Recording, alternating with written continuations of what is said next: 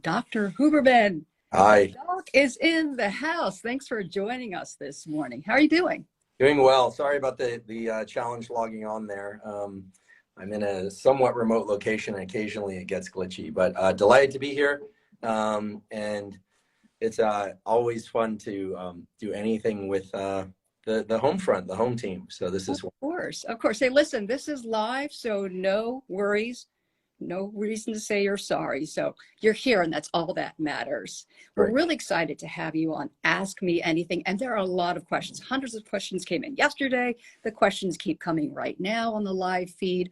I just want to start off with something. I mean, you talk a lot about sleep and waking up to sunlight. And we got a lot of questions about waking up to sunlight. So I try to do a Huberism, as I call it, and look at the sunlight this morning before our Ask Me Anything segment. And is that supposed to make you feel invigorated? What's it supposed to do if you look at sunlight first thing in the morning? Yeah, great question. And I should just say that while in ideal circumstances, you would get up, go outside and the sun would be out, and you look at the sun, that would be the best circumstance. You do that for maybe 5-10 minutes. Of course, allowing yourself to blink, never force yourself to look at any light, sunlight or otherwise, so bright that it's painful, because you can actually damage your eyes if you force yourself to look at a bright light. There are a lot of mechanisms to prevent that. But that said, some days you'll go out, it's overcast. In that case, it can still be very bright, even though it's overcast. You don't need to look directly at the sun. Just try and get a lot of that so-called ambient light. Ideally with sunglasses off when you do this. Eyeglasses and contact lenses are absolutely fine, even if they have UV protection. Okay, so how is it supposed to make you feel? Well, there are a couple of things about this. One is the whole system of using light to set your circadian rhythm for wakefulness and to feel better throughout the day. It's what we call a slow integration system. So it's going to tap into hormone systems and neurotransmitter systems in the brain and body that kick in over the course of minutes to hours. So it's not going to be an instantaneous, like, a shot of espresso, which is what I'm drinking this morning. It's going to feel more like a slow increase in your overall energy and mood. However, so we're talking, I should say, so across maybe the next, 10 minutes to 20 minutes to hour to 3 to 4 hours. So this is think of it as a sustained release of energy. And the other thing that it does is every 24 hours, we have a pulse, a release of a hormone called cortisol. A lot of people think cortisol is bad, but cortisol is important for your immune system, for energy, provided it's not too high or too frequent. This cortisol pulse is great, and it needs to arrive early in the day. And by looking at sunlight, you're going to get most of that cortisol occurring early in the day. You still have to mind your stress the rest of the day.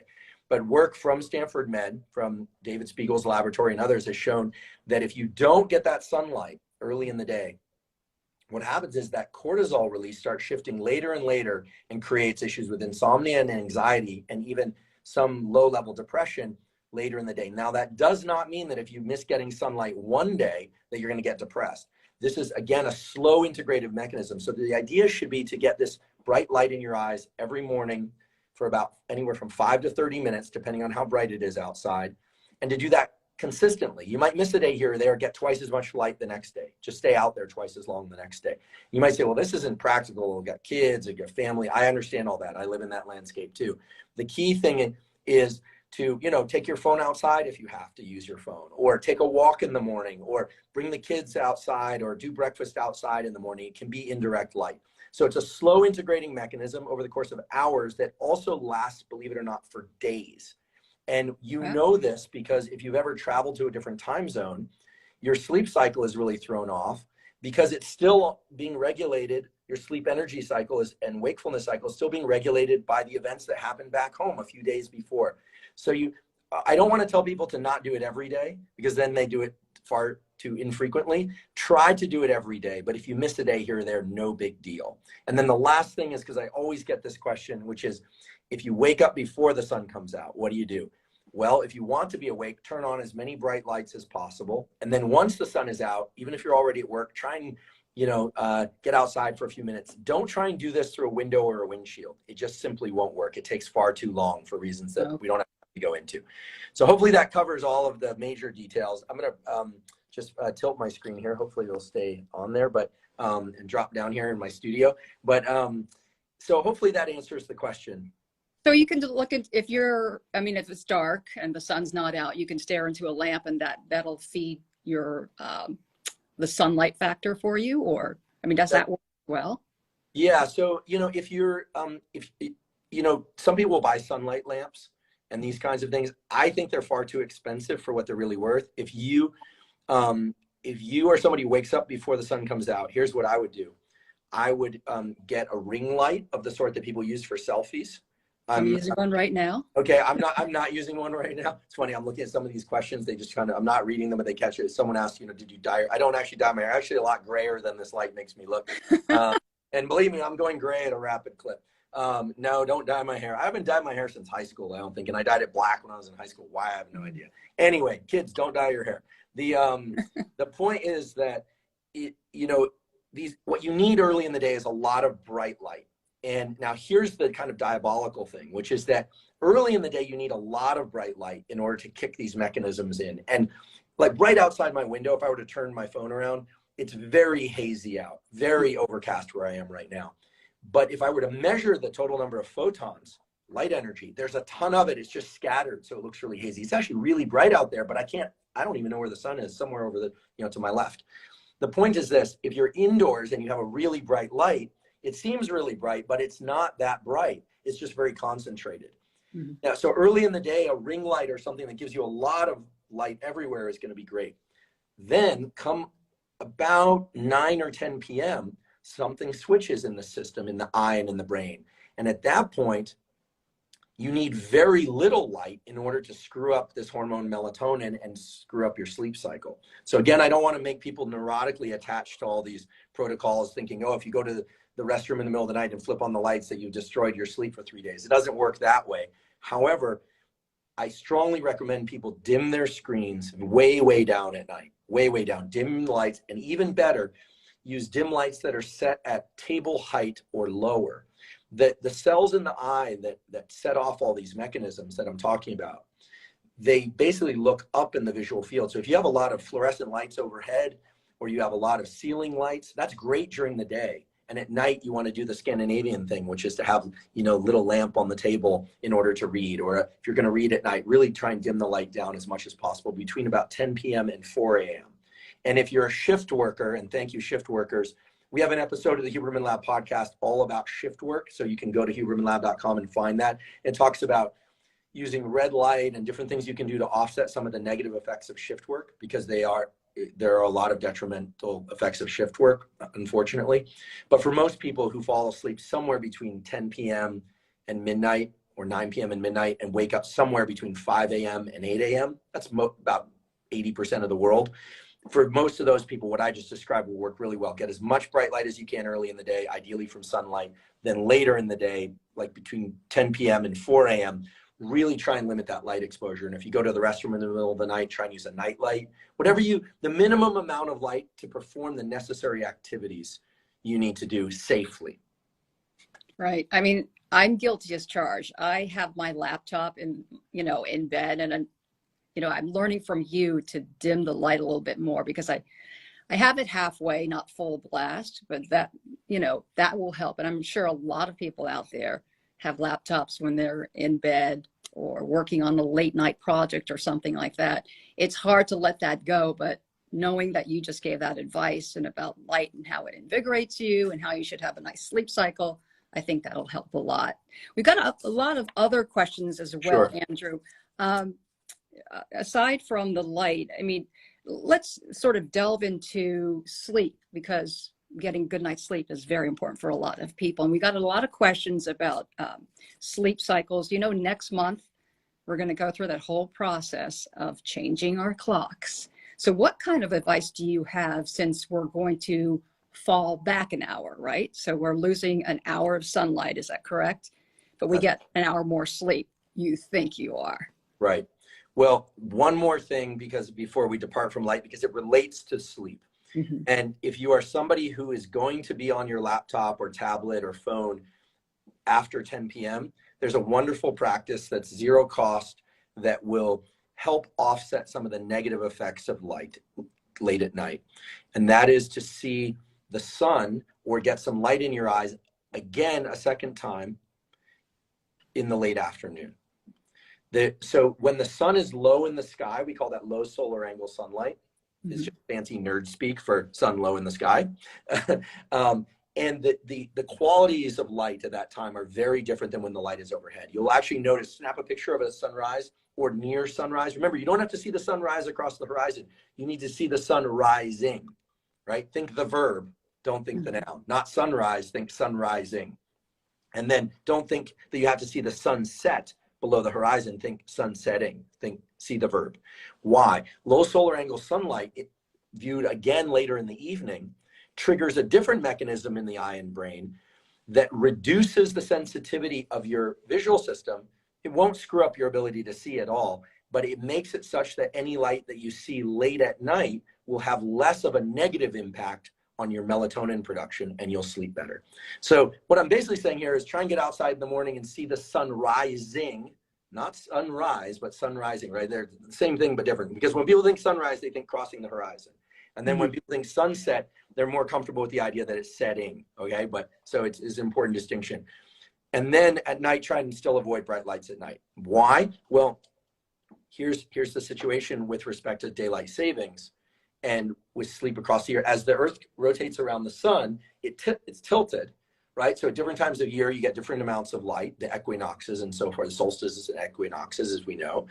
And the total amount of light that you're getting from each day at certain times of year, right? You're getting less light, and then days get longer again. That amount of light is directly related to how much melatonin you make, because light inhibits melatonin. So this is getting a little tricky, but here's the point.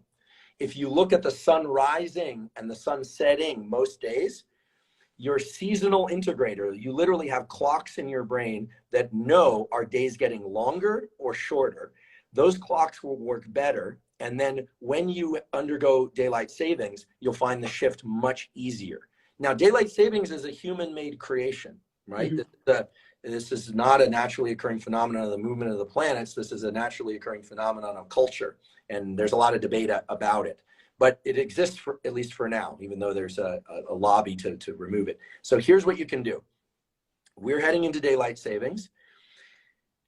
I highly recommend that when people wake up in the morning, they not only get outside, but they get some movement. Now, it doesn't have to be vigorous exercise. You could jog, you could do jumping jacks, you could do a few air squats, but you know what? You can even just walk. You could even just pace in your driveway a little bit. A little bit of movement at that time will compound with, it'll synergize with the effects of light and provide a second signal to your system that is the appropriate time to be awake. Now, we're heading into daylight savings, so we're going to wake up and the sun's not going to be out. So most people are going to think, oh, well, then I wouldn't want to do that. No, because you don't have light, try and get a little bit of extra movement. So if you want to get up a little bit later, you would delay your light exposure and your movement a little bit, 30 minutes or so, heading into the weekend on Saturday or Sunday. And if you want to shift your clock the other way, you want to start getting up earlier, force yourself to get 10 minutes of pacing around outside, and you'll notice that your clock will shift much faster. There's one other way you can do it, but a lot of people don't like this one, is you can jump in a cold shower for 1 minute. That will wake you up. And it's no joke. The reason it wakes you up is cold water is a absolutely reliable source of adrenaline release in the body. And adrenaline kicks off the cortisol mechanism, which then says, wake up. Very simple. So cold water is usually cheaper than hot water. So I feel comfortable suggesting this. People say, how cold should it be? It should be cold enough that you really want to get out, but that you can stay safely in for 1 minute to 3 minutes. And then you can turn on the hot water if you're me. I'm kind of a wimp, and I then turn on the hot water. If you're tough, you can get out while it's still cold and dry off and head into your day. So, it brings new meaning to the phrase, take a cold shower. So that's great advice. You talked about melatonin that is earlier, and we do have a question from one viewer. What are your thoughts on melatonin? To take melatonin pills, or to naturally have it in your body. What is your advice about taking melatonin pills? Does it really do much good? So it's effective in that it can shift your circadian clock. I am a very strong believer, however, in avoiding taking exogenous melatonin. I really try to avoid supplementing with melatonin for a few reasons. First of all, it's now been well documented that many of the supplements that contain melatonin contain far too much. You take 3 milligrams or 6 milligrams, that is a massive supraphysiological dose. If people hear about steroids in sports, and excessive levels of testosterone, this is literally, the equivalent of this like steroid effect of people taking huge amounts of anabolic hormones. Melatonin is not an anabolic hormone, but typically you make very, very little melatonin, but it's effective at putting you to sleep, not keeping you asleep. That's its role, to help you fall asleep. But when people take 3 to 6 milligrams of melatonin, that is a massive dose of melatonin. Now, that said, melatonin has other effects on other hormones. In fact, melatonin is one of the hormones that is chronically high in children and keeps them from going into puberty until it becomes cyclic, and then they enter puberty. There are other mechanisms for triggering puberty too, but melatonin in kids, I strongly discourage unless your pediatrician strongly encourages it, in which case always use the advice of your doctor to override anything that I say, because frankly, they're your doctor. And I always say I'm not a physician, so I don't prescribe anything. I'm a professor, so I just profess a lot of things, and it's up to you. I don't say that to protect me. I say that really to protect people, to protect you. Now, the other issue is that the supplement industry is complicated in that not all supplements contain what they say they contain, but this is especially true for melatonin. There's been an analysis of a lot of different supposedly reliable melatonin brands out there, and the dosages can be anywhere from 15 to 85% of what's listed on the bottle, or even 155%. So you don't actually know how much you're taking. There are healthier alternatives, but I want to really emphasize that, and I'll probably go into my grave saying this, behavioral tools first, right? Unless you have a clinical condition and you need a prescription drug, when many people do, use behavioral tools first. Morning sunlight, avoiding too much light late at night. Rely on those tools first. Then rely on quality nutrition, right? If you're too hungry or if you're eating too close to bedtime, both of those can inhibit sleep. Either one can inhibit sleep, right? If you're constantly thinking about food, that's going to be difficult to sleep. If you're overly full, you're going to wake up a few hours into sleep not feeling well. So the do's and don'ts of behavior and nutrition are going to be fundamental, right? Exercise, getting quality exercise, not drinking caffeine after 2 or 3 p.m. in the afternoon. Even if you can fall asleep, you're not getting the same architecture and quality of sleep. So before you start thinking about supplements for sleep or prescription drugs for sleep, it's really important to have all the other things right. And the nice thing about that is that all the other things are zero cost, right? There's nothing you have to purchase. So it's independent of budget.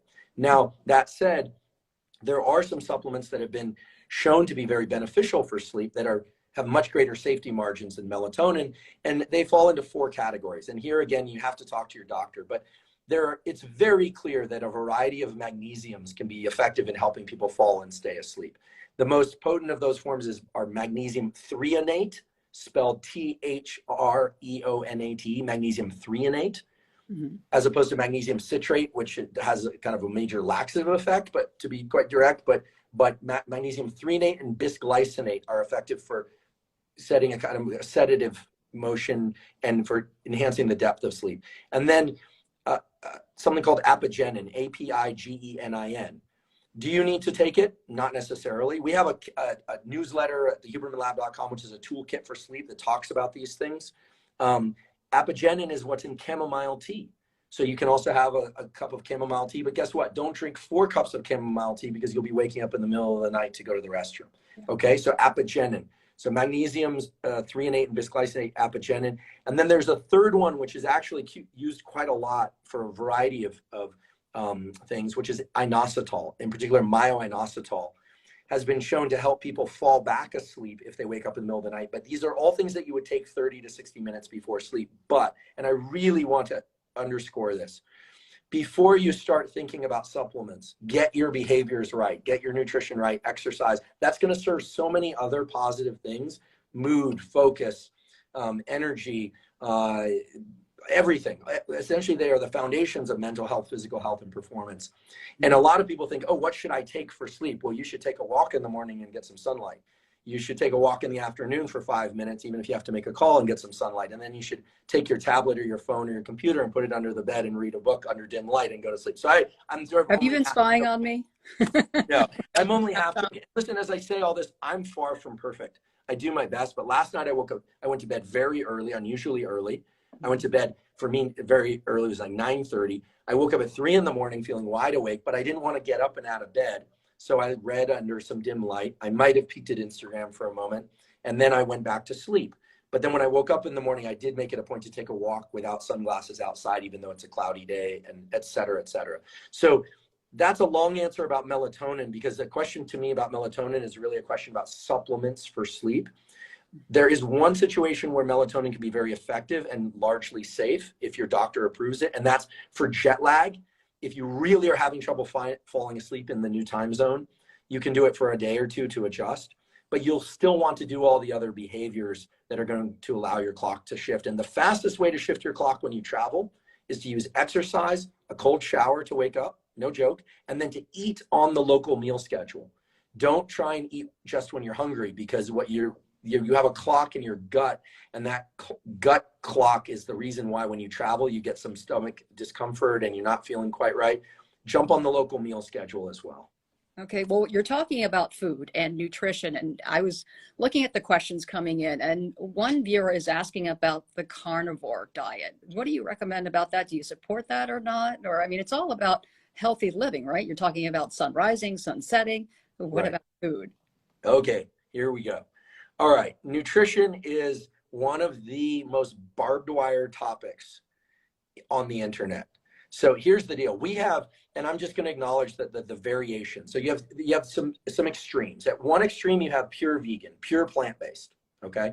In fact, there are people like Chris Gardner at Stanford, who's done a lot of work. Who's forgive me, Chris, if I'm getting this wrong, but I think he's a self-admitted vegan or vegetarian. I don't know about that. We had Dr. Justin Sonnenberg on the podcast, talking about gut-brain health. He's my upstairs neighbor at Stanford in terms of laboratories expert in gut-brain. And they've done some really important work showing that, for instance, getting 1 to 4 servings of low sugar fermented foods per day. So things like sauerkraut, kimchi, kefir, low sugar. Vote for kimchi right here. Yeah, love kimchi.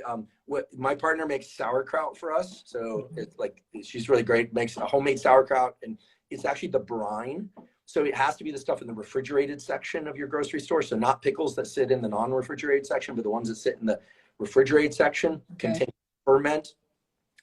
Beer, yes, it's fermented, but I did an episode on alcohol. Listen, we can talk about alcohol, but I'm telling you, there's basically nothing good about alcohol in terms of your health. Hate to say it, folks, but no, I'll just say it now, and we can talk about this more later if you want.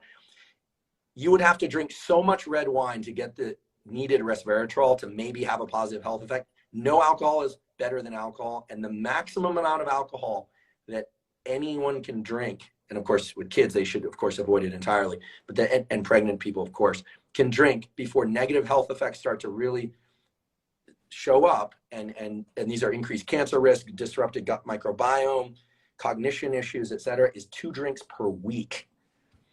Okay, now I'm not a drinker, so for me, that's no big deal. But for a lot of people, check out our episode on alcohol and your health. I have no bias one way or the other. I'm not going to tell people what to do, but just know what you're doing. Okay, that said, getting 1 to 4 servings of fermented food per day is enormously effective, regardless of what diet you cover or you choose. Now, so you've got your vegans, vegetarians, then you've got your omnivores, people like me. I do eat some meat and fish. I try and get it from organic, sustainable sources, humanely raised and farmed. That's for me important because I care about animals, and factory farming is not good. It also forces me to eat less of it. I eat vegetables and I eat starches like rice and oatmeal and pasta. I do like that kind of stuff, and fruit. So I'm an omnivore. And then you have carnivores. You asked about carnivore. Carnivore diet has undergone a different number of transformations. There's the so-called lion diet version of this, which is just meat. Then there's people will eat organ meat, so liver and pancreas, and really eating the so-called nose to tail, where they're eating all the heart and they're eating all the different organs, with this idea that organ meat is very beneficial. It does have certain nutrients.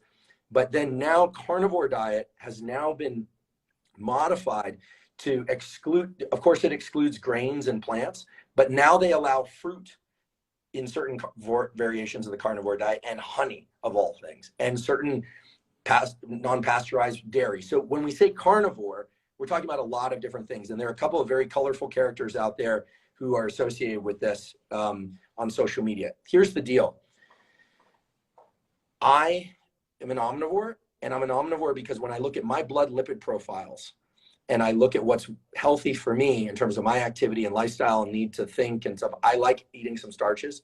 But I think that for some people, it does appear that when they get on a ketogenic or a low carbohydrate diet, for whatever reason, they do seem to experience fewer of some of the symptoms that before plagued them, like fatigue after eating or some autoimmune issues or psoriasis. There does seem to be enough anecdata out there that some people feel far better. However, many people, other people I should say, feel far better on a pure vegan diet. So my stance is that independent of blood lipids and whether or not eating a lot of meat and organ meat is going to increase LDLs, which it probably will, and then people start debating how important is LDL, and I think most cardiologists would say very, very important, and then the people who are proponents of the carnivore diets would say, well, maybe not. So there's a lot of debate there that I don't want to get into. But I think that when you look across the whole, you have to ask yourself 4 things. What are my ethics, right? Do I want to eat animals or not?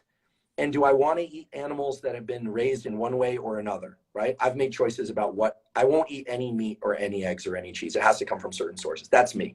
2, what are my needs? Like, am I burning a lot of glycogen? Am I doing a lot of high intensity exercise? And so on.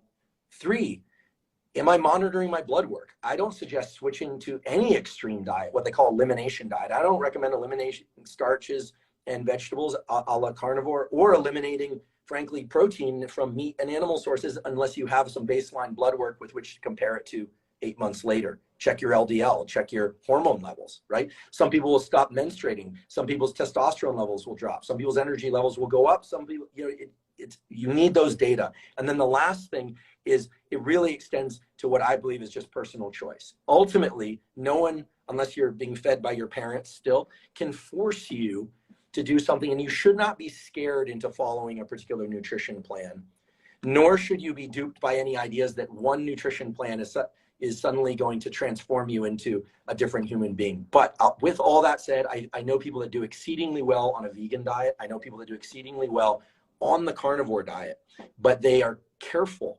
to monitor their blood work, especially LDLs. And I will say this, and I'm perfectly comfortable saying this, I think 90% of people out there can do really well on an omnivore diet, because if they are careful about one thing, which is really trying to get 80% or more of your foods from non-processed or minimally processed foods. Oatmeal is minimally processed. It's oats that are carved up, right? Ground to varying degrees. An apple is completely unprocessed, right? A bag of potato chips isn't going to kill you if you have it every once in a while, but it's highly processed. How do you know something's highly processed? It has a very long shelf life. If it's not processed, it has a very short shelf life. A banana, very short shelf life. And then minimally processed foods sort of fall in between. And so I think that's the ultimate foundation of good nutrition, is about 80% of foods minimally or non-processed. And then the other things that we discussed, I'd be happy to do a deep dive on those at some point later. Very little clinical trials, peer-reviewed data on carnivore, but frankly, very little about vegan diets either. And if you're an animal lover, or you think that vegan is better for the planet, or you're a sustainable ag person who thinks that meat is better for the planet, these people will argue forever and ever. Meanwhile, I'll be eating rice, oatmeal, pasta, meat, fish, eggs, cheese, minimally processed or non-processed as much as possible, and of course, remember, quantity of food matters too. It doesn't matter if you eat 2 ribeye steaks or a bucket of apples. If you fill your gut with too much food, most of the blood will be diverted there and you'll be tired. So if you eat too little, you'll be constantly thinking about food. And some people now do intermittent fasting, which some people like, because it's easier for them to not eat at all than to eat half the croissant. I'm one of those people. So, you really have to figure out what works for you. And this will change with pregnancy and kids, when you have an illness, etc. I realize it's a long-winded question, but it would be unfair for me. It would be unethical for me to just say, yeah, I think that diet's great for some people. Right. I think there's a lot to consider when you're thinking about nutrition. And yeah, hopefully that was a thorough enough answer. You know, following a certain diet, carnivore, being a vegan, can cause a lot of anxiety. And we got a lot of questions about anxiety. One person asked, how can I stop anxiety disorder? Okay, so stress and anxiety are part of life, but that doesn't help. Just that I say that doesn't help. There are two things that I think are really important, and then a third that I'll start with. And that third thing is that when, you know, the word disorder is something that we want to take seriously. There are people that either for physiological or psychological reasons or a combination, right? And this could be rooted in childhood trauma, transgenerational trauma, or immediate circumstances, or just plain old physiology, your wiring where you don't know. Doesn't matter what the origins are. There are people where the anxiety is debilitating to the point where they really do need to talk to a board certified psychiatrist and or psychologist, right? Who can really do the assessment. And so I just want to say that first, because when I hear the word disorder, it's like, what's the difference between being obsessive and having obsessive compulsive disorder? Well, OCD, obsessive compulsive disorder, means that the engagement in the compulsion actually increases the obsessions, right? And so that's a clinical syndrome that impairs life, right? So we talk about someone who's really neurotic and obsessive about eating versus someone with a true eating disorder. Like anorexia is the most deadly of all the psychiatric conditions, incredibly high death rate. So I hear anorexia, that's a real thing, and someone needs to talk to an MD who can really help them parse that. So, and again, I don't say that to like protect myself or liability. This is really, when I hear the word disorder, that means something specific. And we are, of course, Stanford Med. And so we have excellent people here, and people have excellent, hopefully, medical resources near them to talk about disorders. Okay, now that said, everyone has anxiety at some point. And here's what's interesting. We don't have a lot of ways to know how anxious we should or shouldn't be. All we have is this tool, which we call language, to say, I'm anxious, I'm feeling low, I'm feeling stressed, I'm feeling, you know, we know when we're comfortable, we know when we're uncomfortable. We all have varying levels of understanding about how comfortable or uncomfortable we are. You know, some people are just not aware that they're stressed.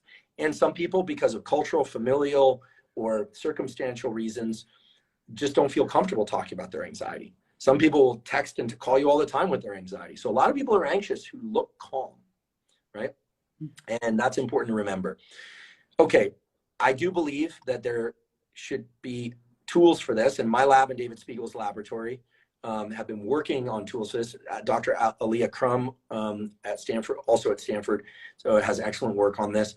I think that we need two kinds of tools: real-time tools to push back on anxiety and stress in real time, and then tools that raise our threshold so that we can tolerate more of life before we hit that stress threshold. And there are ways to do that. And we have a study that's in its very late stages now, but I'm happy to share with you some of the tools from that study. Again, this is a collaboration with our Associate Chair of Psychiatry, David Spiegel. There's a tool based on a natural pattern of breathing that we do in sleep that is very effective at reducing anxiety in real time. And it's called the physiological sigh. This was not discovered by me. This was discovered by physiologists in the 30s. And what it is that during sleep, every once in a while, a level of a gas in your bloodstream called carbon dioxide will get too high, and your levels of oxygen will get too low, and you're actually becoming asphyxiated. And you don't know it because you're asleep. And under those conditions, you will do a double inhale through your nose and then a long exhale through your mouth. So it looks like this. It's going to take me a second to do. I'm going to inhale really deeply through my nose. And then when I feel my lungs are full, I'm going to make every effort to sneak in a little bit more air. I'll tell you why in a moment. And then I'm going to release all my air. I'm going to empty all the air in my lungs, but through my mouth. So this is one physiological sigh I'm about to perform now.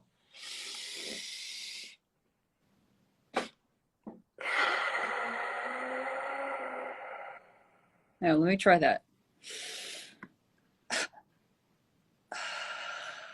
Did I do that right? Double inhale through the nose, long exhale. That's what it looked like to me. So inhale through the nose. Let's do it again. And then another inhale. And then long exhale through the mouth, all the way to lungs empty. Great. That felt good. Yeah, that pattern of breathing does something very special. and this is work that was also done by Mark Krasnow, a Howard Hughes investigator and another faculty at Stanford Med.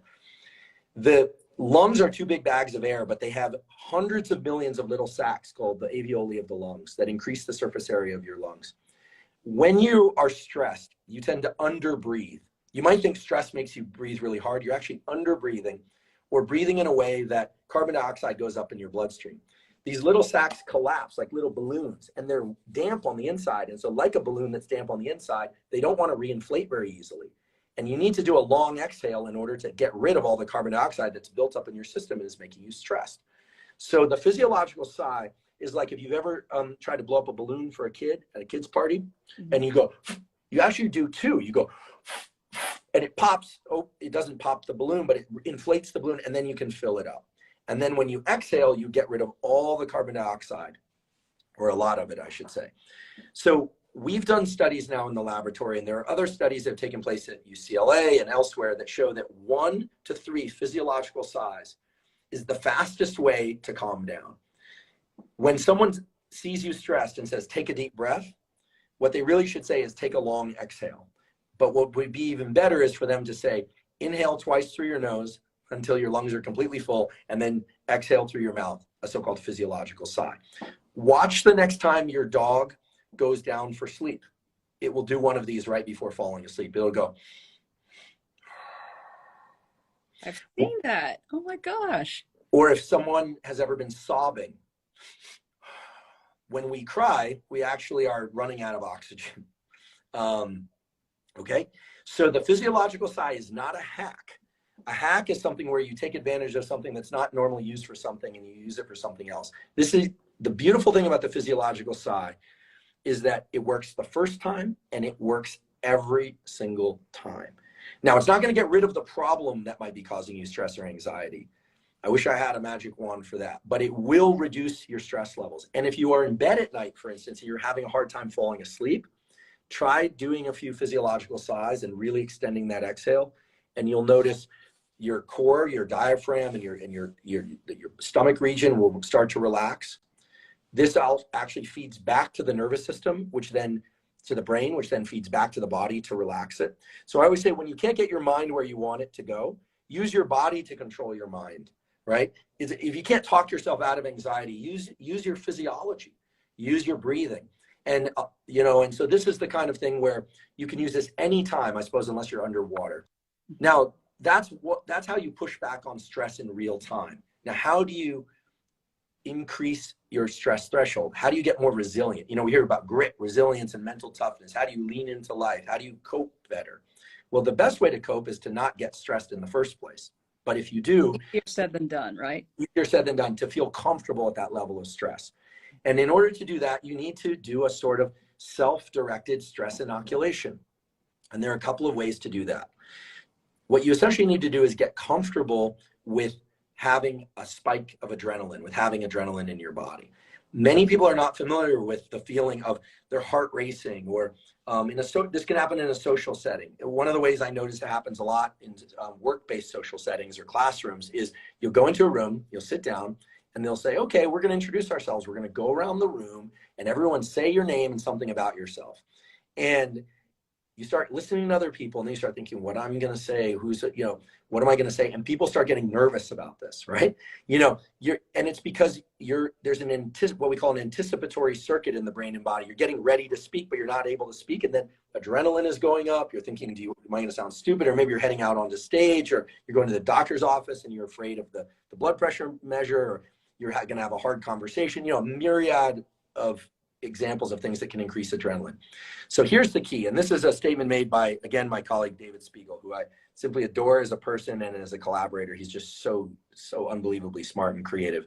And he works on this stuff in the laboratory in humans, as we do, but his words are, there's something very powerful about self-inducing a state. Like, the stress isn't arriving from the outside. You're creating that sense of stress deliberately. And there are a couple ways to do it. You need to increase adrenaline, but you need to do it in a healthy way. Well, what can you do? Well, you could take a cold shower and learn to stay calm, or to calm yourself with the inevitable increase in adrenaline. Remember, adrenaline is non-negotiable. It's how you navigate that choppy waters, as I like to think about them, of adrenaline in your system. So you can train that by doing a cold shower every morning, or even in the afternoon, if you like, for 1 minute to 3 minutes. You will get better at tolerating stress, because the next time someone comes up to you, or you see a text message that says you missed your 10:30 meeting, this is something that happens to me a lot. I'm just terrible with schedules. I have a lot of flaws, but among my 3,000 flaws, 3,000 plus flaws, is that I'm terrible at coordinating schedules. And yes, I know there are a lot of devices for it. It does not work. I'm an academic after all. The absent-minded professor is a real thing. So I'll look at my text messages like, oh my goodness, I was supposed to be in a meeting 15 minutes ago. Rather than, allow that to derail your thinking, that shot of adrenaline will become a familiar place. Like, oh, I've rafted on a river that felt choppy like this before. It becomes a more familiar state, and you're able to then maybe do a physiological sigh, or just cognitively realize that you're not going to be taken away by the current of that adrenaline. So cold shower is great. There's another way you can do it, which is the opposite of the physiological sigh, and we have a study on this as well, which is using what's called cyclic hyperventilation. One of the best ways to self-direct increases in adrenaline is to deliberately hyperventilate. And I'll do this now. I would suggest that people who have anxiety not do this when they're in an anxious state, and to ease into it over time, because it will very quickly liberate adrenaline into your body. And it essentially looks as if it sounds. You go in through the nose, out through the mouth, repeat it. So you go,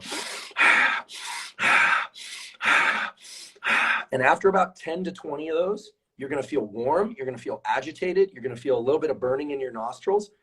That's adrenaline. And then here's what you do. You exhale all your air, wait maybe 10, 15 seconds, and then repeat it a second time or even a third time. Now, be very careful. If you're somebody who's prone to panic attacks, you might throw yourself into a panic attack. But if you're somebody who suffers from, moderate levels of anxiety, and you want to build up some resilience, try 5 breaths for a few days, 1 round, and then maybe 10 breaths for a couple of rounds the next days, etc. What you'll notice is that over time, meaning you don't need to do this every day, if you just do it 2 or 3 days a week, or maybe even 3 or 5 days a week, it only takes about a minute or two. The incredible thing is that the threshold for adrenaline release starts going up. So then you get that text message, or you're feeling overwhelmed by all the deadlines you have, but you notice that you're calmer in the face of all that. Now, like any training tool, it needs to be kept up. So I would say, 1 to 3 times per week when you start. Don't feel the need to do it 7 days a week. And please don't do any kind of hyperventilation or breath holding anywhere near water, right? You don't want to pass out and drown. And I'm not being extreme here. People try and use this as ways to stay underwater longer, which is actually very, very dangerous. But the point is this: you can use a cold shower. You can use cyclic hyperventilation. Some people say, well, can I use exercise? Not really. I mean, it's hard to get a lot of adrenaline into your system unless you're running for your life. I mean, you could try and scare yourself, but that's not good. Everyone's now talking about all these Netflix specials that are super scary. I don't like to watch those. You could use that. Halloween is coming up, Yeah, exactly. Halloween's coming up. So the point is this, that while the number of things that can induce anxiety are near infinite, the number of mechanisms to control anxiety are very straightforward. One, you use your breathing, your respiration. Once you calm down from a physiological sigh, or maybe 2 physiological sighs, then you use your cognition. You can use your thinking. Try and be rational about your situation.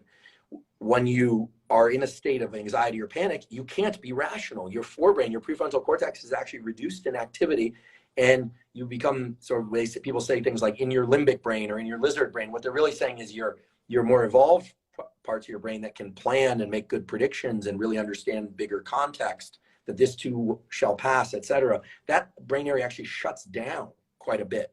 So by doing a physiological sigh or 2, you're going to lower your anxiety, then you can think. And if you need to do it again, do it again. And then if you want to get more resilient, you can use the cold shower approach, you can use cyclic hyperventilation, but ease into it slowly.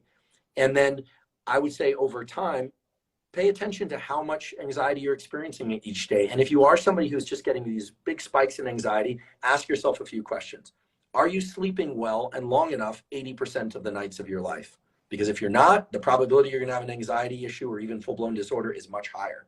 Again, sleep is the foundation of mental health, physical health, and performance of all kinds. Okay. If I want to pull someone apart, sleep deprive them. If I want to make you better at something, I'm going to give you more deep sleep. Okay. That's just the way it goes. Get that morning sunlight, get exercise, good nutrition, social connection, etc. If you're doing those things, the probability of anxiety will go down, but it never goes to zero. And with all that said, there's something very important to understand, which is that for some people, for whatever reason, and there are many reasons, is they have so much depression or anxiety that doing all the things I'm describing, like getting good sleep and sunlight and social connection, become near impossible to impossible, right? So there's a way in which things can get so rough that you can't actually do the things you need to. And we need to have real compassion for those people. Those people really need to talk to a board certified physician or clinical psychologist and figure out how they can get into a mode where they can start doing all the behavioral, nutritional, etc. tools. Okay. So it's not fair to say you just got to do the right things, because there is a point beyond which people just don't seem capable of doing that, in which case they need support to be able to do that. Mm-hmm. Speaking of mental thoughts, you touched on this earlier. What about the whole theory of having healing thoughts, going through, visions and images, meditation to sort of heal yourself, be it psychological or a physical injury? Yeah, this is a really important question. And here I have to say, I love the work of so many scientists and clinicians out there and colleagues of mine at Stanford, but I have to say the work of two people in particular, Dr. David Spiegel, who I've mentioned multiple times, but also Dr. Aaliyah Crum over on the, she's not on the med side of campus, but she works with us as well. She works on mindset effects, and these are not placebo effects. And here's the deal, and here are the data from her lab. She's an amazing scientist, so creative, and was on our podcast if you want to check out an episode with her. If people watch a 5-minute video about how destructive stress is, and then you measure hormones and various things related to the stress response, a lot of bad things show up. Blood pressure increases, changes in hormones that are bad. If you take another group of people and you tell them for 5 minutes all the things that stress does for us, like, believe it or not, stress activates our immune system. If you've ever pushed finals, or worked really hard, or taken care of somebody, or somebody who's been sick, and then you stop, go on vacation, and you get sick, that's because your stress level dropped. Adrenaline and cortisol activate the immune system. They're not good for the memory system, but they're good in the short term. They're okay. But in the long term, it's not good. But remember, it would be crazy. It wouldn't make any sense if, in times of famine, right, you're stressed and your immune system crashes, right? Stress, it bolsters the immune system in the short term. This is kind of interesting. So what you tell people that, which is true, by the way, and guess what happens? Their markers, their blood pressure goes down, their immune system function goes up, and so on and so forth. These are not placebo effects. These are belief effects that are mediated through real physiology. So that's important. Now you say, well, wait, I don't control what I read in a newspaper article. I hear all this terrible news, right? The world is ending, and sometimes it does seem as if, we're headed for catastrophe. What do you do with that? Well, you need to balance that out also with information that's positive, and that can include positive thoughts. Belief effects are very real. And in fact, the work of David Spiegel is mainly focused on clinical hypnosis, not stage hypnosis, but clinical hypnosis, where you self-direct your thinking, is very powerful. There's a terrific app. It has a free component, so I feel comfortable suggesting it, and it has a paywall component if you want to get into it in more depth. The app was based on work done at Stanford Med, and the app is called Reveri, Reveri. You can go to Reveri.com, and they have a couple of free scripts there where you listen to them to self-direct things like positive thinking, healing from trauma, healing from physical pain. These are based on really beautiful peer-reviewed and clinical studies from the Spiegel lab, showing, for instance, reduced chronic pain, showing improved outcomes to chemotherapy, showing the need to take less medication for particular conditions, showing improved focus, improved neuroplasticity, brain change, and learning, and on and on. And they have these different scripts. And the cost, actually, if people do decide to go behind the paywall, is fairly nominal compared to, say, a supplement or a class. And it's really wonderful. And this, again, is not stage hypnosis. This is you using particular states of deep relaxation combined with specific imagery to rewire your brain. And, you know, it sounds kind of wild, but, you know, these days there's a lot of excitement about psychedelics. There's a lot of excitement about EMDR. There's a lot of excitement about all these novel therapies, electric shock therapy, TMS, you know, ultrasound. Actually, today I'm sitting down with someone, Nolan Williams from Stanford Med, who works on transcranial magnetic stimulation and ultrasound for psychiatry. So those things have their role. But again, let's go to our foundation. Behaviors first. Wouldn't it be beautiful if there was something that we could do just with our mind, with our thinking, that's essentially zero or very low cost, a 10-minute, or they even have 1-minute hypnotic scripts that are based in real research on a huge variety of people that could help us rewire our thinking and our ability to heal and to deal with, you know, psychological and or physical pain better. And in fact, that tool exists, and you can find it in Reverie, or you can, if you're not interested in Reverie, you can try a different tool. This is a tool that, again, my lab has been working on. It's called NSDR, non-sleep deep rest. It's a really wonderful tool. If you go to YouTube, you put NSDR, you can put my last name, and a company named Virtusan very, very graciously put it out there for its zero cost. What is it? Some people will recognize this as a kind of meditation, but it's not meditation. Meditation involves focusing very hard on your breathing or on your so-called third eye center or on your sensation. That's not what it is. It's also not hypnosis. It involves bringing your nervous system into a state of deep relaxation, and it has been shown to have 4 major positive effects. The first is that it can replenish levels of dopamine, which is a molecule, responsible for motivation, and it actually can improve motor function and cognitive function. 2, it can help you replace some of the sleep that you might not be getting at night. If you're not getting enough sleep, you can do this when you wake up in the morning and you're like, oh, I'm still tired. You could do this for 10 minutes, or you could do it in the afternoon. 3rd, there does seem to be some, at least early data on improvements in cognitive function for people that do this regularly. By regularly, I don't necessarily mean every day, although I personally do it every day. And I do sometimes listen to my own NSDR. I know that's weird, but anyway. And there are others out there, of course, that you can find easily. And then last but not least, if you're somebody who has trouble falling asleep or falling back asleep after you wake up at night, doing this then or any time of day will help you learn to relax your nervous system in a self-directed way. Again, without the use of ingesting anything. It's just using a way of shifting your brain. And here I'm stealing from the yogis, from thinking and doing and planning to modes of pure sensation, right? I mean, the brain can either be anticipatory of the future, or it can even be worrying about what's happening right now. You know, a lot of people say you're future tripping or you're just focused on the past. That's very new agey language. But in reality, what we're talking about is, in order to fall asleep or in order to relax, you need to turn off that prefrontal cortex a little bit. This is what alcohol does do, unfortunately, because a lot of people have a drink or two because it relaxes them. They don't think about stuff so much. Their thoughts become a little bit more disorganized and kind of, you know, a little bit more dreamlike. Right? If we were in a dream right now, anything could happen. It'd be fine. This cup could, you know, fly through the screen and it'd be like, oh yeah, great, you know. And then a dog could pour out of it, and we'd say, okay, you know, that's what happens when your frontal cortex is turned off.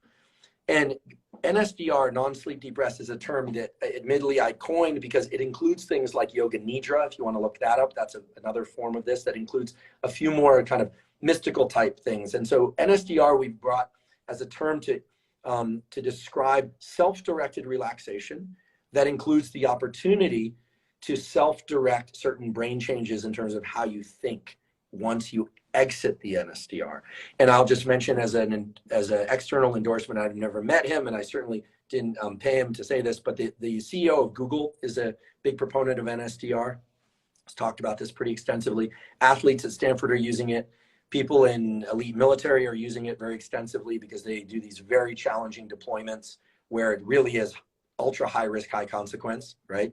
And a lot of now emergency medical teams are using this because they don't have time to go take a nap.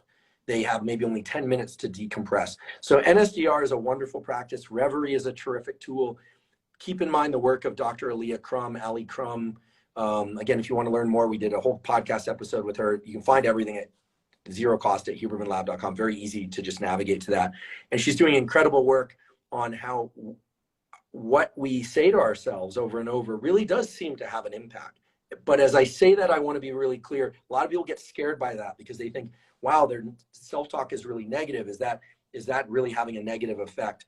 Well, yes and no. I mean, on the one hand, it could, but the good news is that you can rewire that over time, but you're not going to do that by white knuckling it, by forcing yourself to have positive thoughts. You can't lie to yourself and say, I'm great, and believe that you're great. What you need to do is bring your brain into a state of deep relaxation and then start to incorporate the belief systems that Aaliyah's lab and other people are studying and that our lab is studying. And NSDR is a terrific way to do that. And Reverie is another way to do that. Listen, this segment is called Ask Me Anything. So we have a lot of questions about you personally and about your career. And one of them is, did you ever face any challenges while you were studying neuroscience? I mean, come on, this is an example today, this segment about how you relate science to everyday life. But in your path to studying neuroscience, were there any challenges there? Oh, goodness.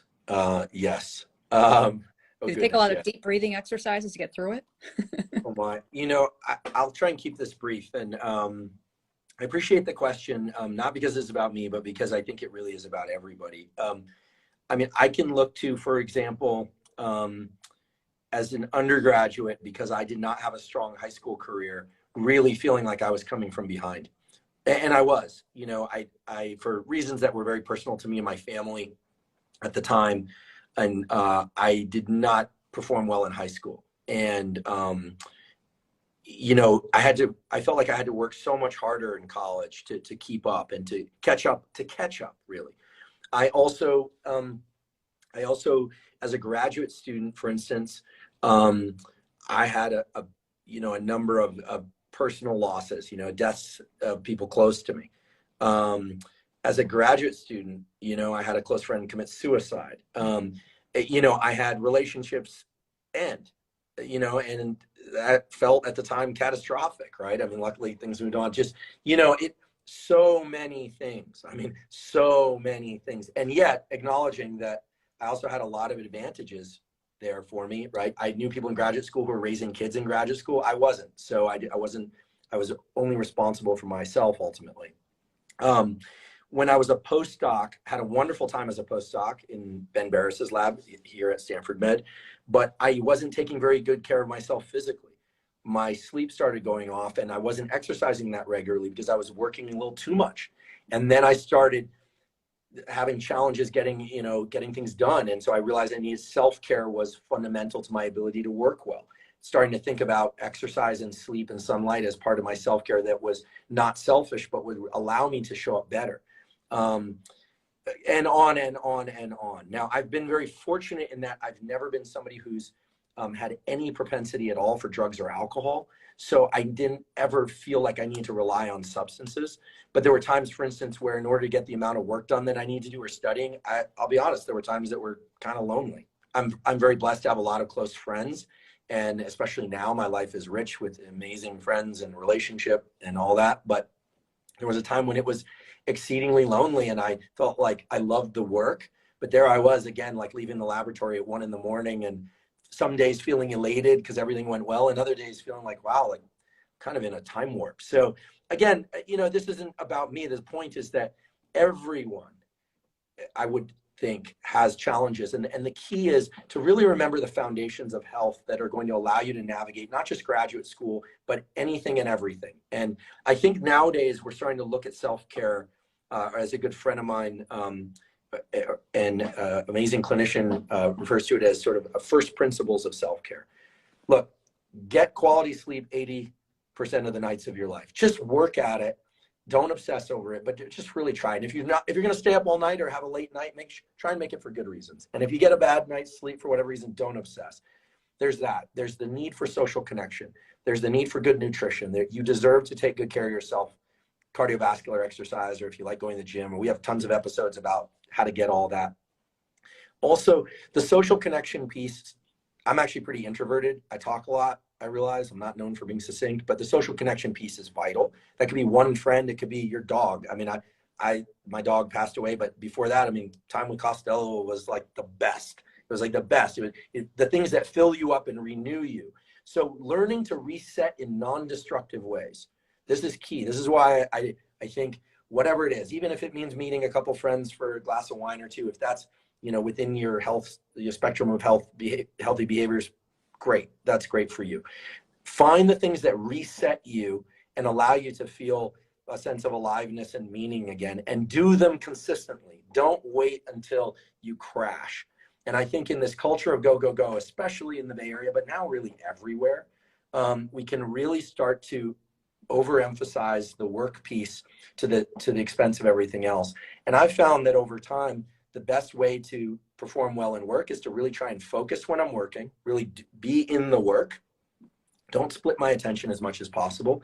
And then when I'm socializing, really try and be in those interactions, try and keep the phone off the table if I can, really try and drop in, be a good listener, engage with the kids, engage with family members.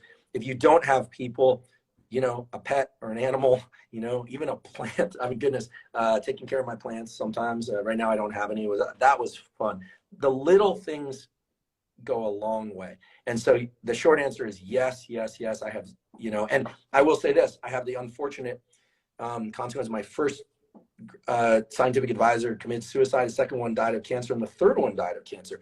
So I had amazing advisors, but along the way, I lost my scientific parents, which for me was really challenging. But what it eventually turned into, through a lot of long walks and journaling and understanding, is that our time here is limited, and to try and enjoy it as much as possible, while also putting yourself into things that really give you a sense of what I think Jungian psychologists would call aliveness, and to really try and do that. I don't want to be abstract or overly sentimental here. Really try and orient towards those things. And in that sense, I think of all three of those individuals as just a great blessing for my life. And so I'm just trying to show up and learn as much as I can, and share as much as I can, and give as much as I can, because at least for me, that's what gives me a sense of aliveness. But I'm not going to neglect my self-care along the way. Not now, but I certainly did coming up. Well, you're certainly showing your aliveness in your podcast. I mean, you're one of the top 25 podcasts in the country. That's impressive. We've got some questions about that in terms of, there are a lot of celebrities following you, Andrew. So how do you feel about that you are a celebrity magnet? Well, I don't know how to quite answer that. I live a very, my world is pretty small in terms of my day-to-day routine. I wake up, my partner and I take a walk, get our sunlight, and I delay my caffeine intake by 90 to 120 minutes, just like I say on the podcast, to avoid that afternoon crash. I do all those things, and I read. Right? I've got stacks of papers here. We have an episode on cannabis coming out on Monday, and a very interesting topic. I'm not a cannabis user, but very interesting topic to me anyway. I read, I organize my notes, I listen to a few other podcasts, I make calls to experts in the field. That's how I spend my days, and I exercise, and I try and take good care, and be a good partner and friend and son and brother. But, I'm absolutely moved and delighted that people are so interested in learning and the podcast. I never thought in a million years that I'd be doing this. Just my good friend Lex Friedman from MIT said, you should start a podcast. He said this at the end of 2020. And he said, but whatever you do, don't just blab into the microphone. You should interview people. So we interview people every other episode. And then and so thank you, Lex. He has an amazing podcast. Carl Deisseroth's been on that podcast. He's a lot of scientists as well, Elon Musk and so forth. If you haven't heard of Elon Musk, you can look him up on the internet. And that was a joke. It's been wonderful. I will say that getting to know some people who are very well recognized, celebrities and people in high places and surgeon generals and people like that has been wonderful. For me, to be honest, the real joy of it is in the learning and sharing. And the ultimate feedback for me, frankly, is when I hear someone will say, I'm sleeping better, or gosh, I felt so alone in my experience, not me personally, but someone will say that they felt so alone in their experience of an eating disorder or bipolar, or topics that we've covered on the podcast, or, I don't have, people will say, I don't have the budget to, to buy these books on fitness. And here, with your episode with Dr. Peter Attia, I now know I need to do 180 minutes of zone 2 cardio per week. I'm getting all the information I need at zero cost. That to me feels the most rewarding. And then I should also say, one of the things that we're gearing up toward, that's actually already started, but we've been quiet about this, and we're doing this with Stanford Med, is that we're using some of the resources from the podcast, and we have now a philanthropic arm where through the generosity of some donors, they're matching some funds raised from the podcast to support science and student scholarships and things of that sort. So we'll be announcing what we've been doing and what we are doing going forward. That's really, to me, it's like an ecosystem. I get to learn, which I love. Ever since I was a little kid, I would spend my weekends and weeks reading. Then I'd go, and I used to try and give lectures in class when I was a little kid. It was a problem, but now I get paid to do it, so that's fine. Or I do the podcast. Tell the world about it, so I'm happy. Hopefully people are happy with the information they're learning from and enjoying it. And then some of the resources that are developed through that can then feed back into the very science that feeds that whole ecosystem. So I like to think everyone wins, and that regardless of income or budget or where they live in the world, because the internet, if they have an internet connection, that they can get the information, that's the most gratifying thing. And celebrity has never really done much for me. Like there are a few musicians and actors and things. I have a few heroes. One of them was Oliver Sacks, the great neurologist Oliver Sacks. He unfortunately passed away. Another one was Ben Barris. My heroes are those sorts of people who are living a life of like intense passion for their craft and are so caught up in it that they're not thinking about whether or not people are even paying attention. But of course, I love a good movie, and I have my favorites. So. And listen, celebrities pay a huge, people always say it would be so great to be well known, but with recognition, you give up your anonymity, right, your ability to walk down the street. So anyway, I'm moved that people are excited by the information, and I would encourage anyone who has a passion for learning and sharing to just really follow that passion. It will lead you good places, and I guarantee it. Well, celebrities or not, we certainly learned because you shared a lot. I mean, we went through exercises with sun rising, sun setting, cold showers, breathing for stress relief. What is it again? Let's do it again. It's right. Exactly. Okay. Physiological side. Yeah.